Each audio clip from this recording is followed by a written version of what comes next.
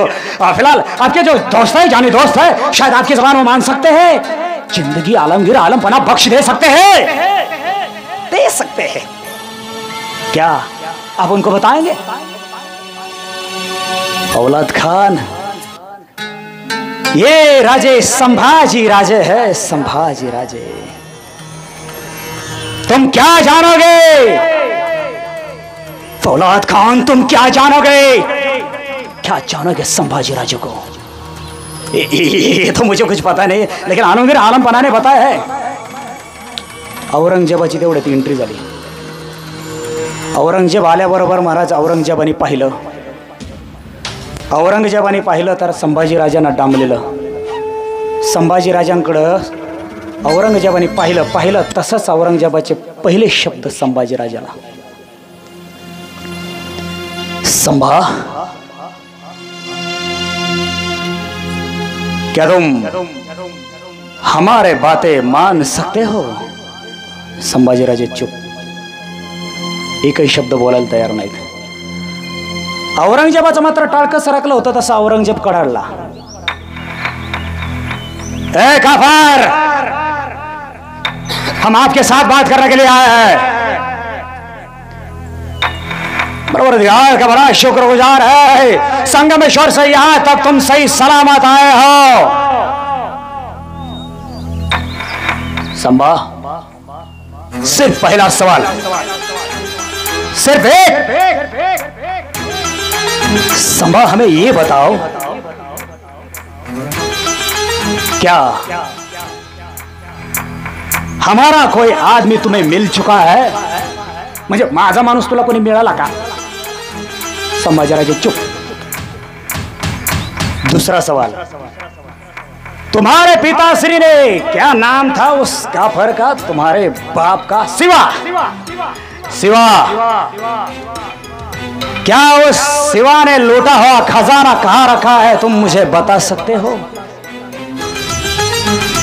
संभाजीराजे चुप। काफर, बड़ी कमाल की चीज है, बड़ी कमाल की बात है, बड़ी ताज्जुब की बात है। क्यों आखिर क्यों चुप हो संभा, तुम क्यों कुछ बोलते क्यों नहीं?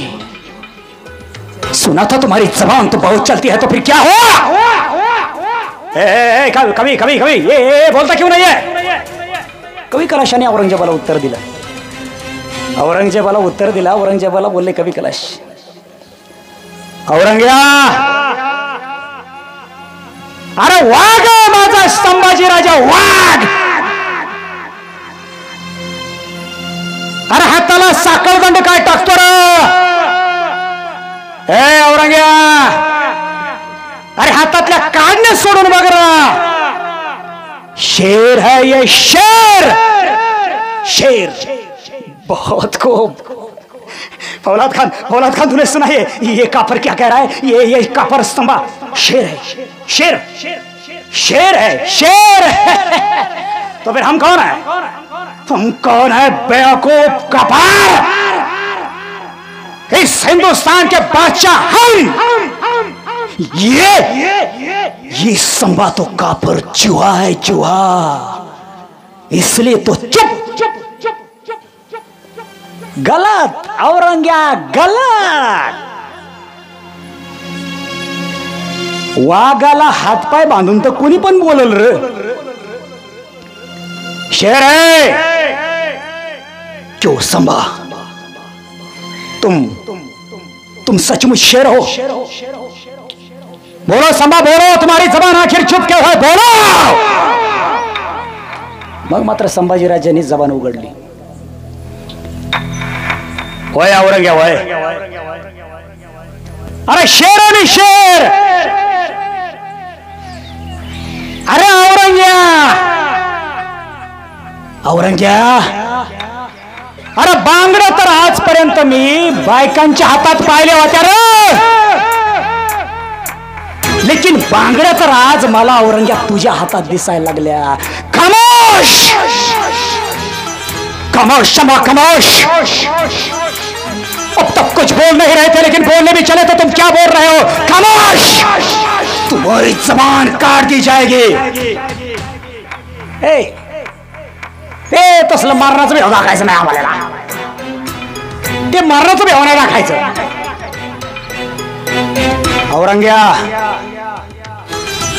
वाघ आहे मी, वाघ. अरे वाघाची झेप मी, हिंदुत्वाचे रूप मी, तेजाची तळपती तलवार मी,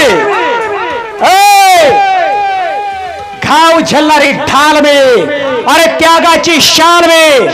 होय औरंगजेब, होय धर्मवीर संभाजी राजा मी.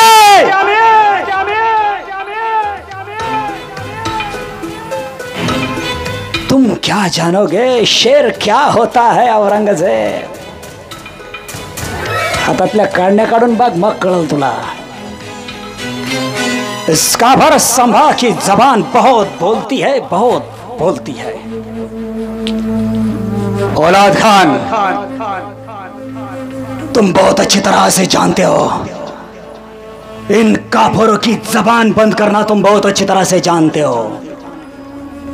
काट डालो इस काफिर संभा की जबान. लेकिन रुको, इससे पहले इसके दोस्त कभी कलश की. औरंगजेब निघून गेला, औरंग्या निघून गेला आणि महाराज संभाजी राजाला कवी कलश बोलू लागले. राजा,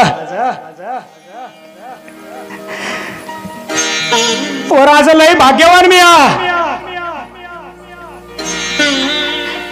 राजा तुमच्या मोहर मारून येतं मला, राजा तुमच्या मोहर आणि तुमच्या संघ. राजा संगमेश्वरातनं सांगितलं होतं तुम्हाला, राजा जगायचं झालं तर तुमच्या संघ, मरायचं झालं तर तुमच्या आधी. राजा स्वर्गात बी तुमच्या संघ आणि नरकात बी तुमच्या संघ. राजा हा औरंगजेब मला सोडणार नाही, तुम्हाला बी सोडणार नाही. राजा बघा, त्या सैतानाच्या हातामधली कट्यार आता माझ्या जिभेकडे चालून येते.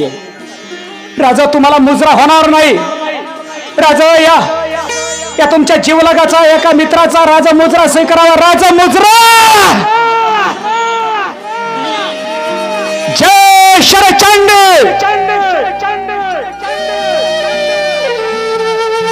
दोन शब्द कवी कलशाच्या कंठामधून बाहेर पडले. नंगी कट्यार धावत धावत आली आणि कवी कलशाच्या सरळ सरळ जिभेवरती वारा झाला.